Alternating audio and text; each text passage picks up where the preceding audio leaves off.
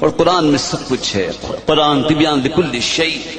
حضور صلی اللہ علیہ وسلم کی محبت، ان کی نسبت اللہ کو اتنی عزیز ہے کہ اللہ تعالیٰ نے اتنے اہتمام سے قسم ذکر فرمائی، لا اقسم بہذا البلد وانت حل بہذا البلد. اے پیارے حبیب، آپ قسم کا تیور تو دیکھیے. فرمایا میں قسم نہیں ذکر کرتا، مگر قسم ذکر کرتا ہوں اس لیے کہ تم اس شہر میں چلتے پھرتے ہو.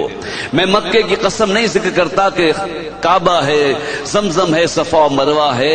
میں مکے شہر کی قسم اس لیے ذکر کرتا ہوں کہ انت حل بہذا البلد، کہ پیارے حبیب تم اس میں موجود ہو، تم چلتے پھرتے ہو.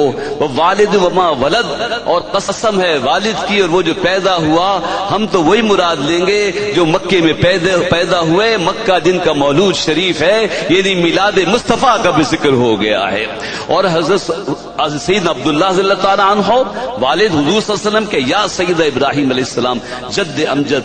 مکہ مکرمہ بلد امین مولود النبی صلی اللہ علیہ وسلم ہے. مکہ مکرمہ کی کیا شان ہے.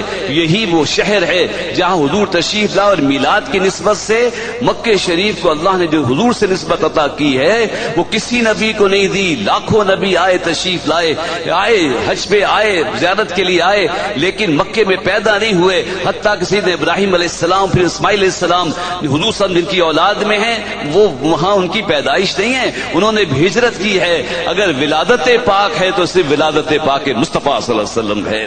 پیر و مرشد کامل را سیدی حمزہ پیا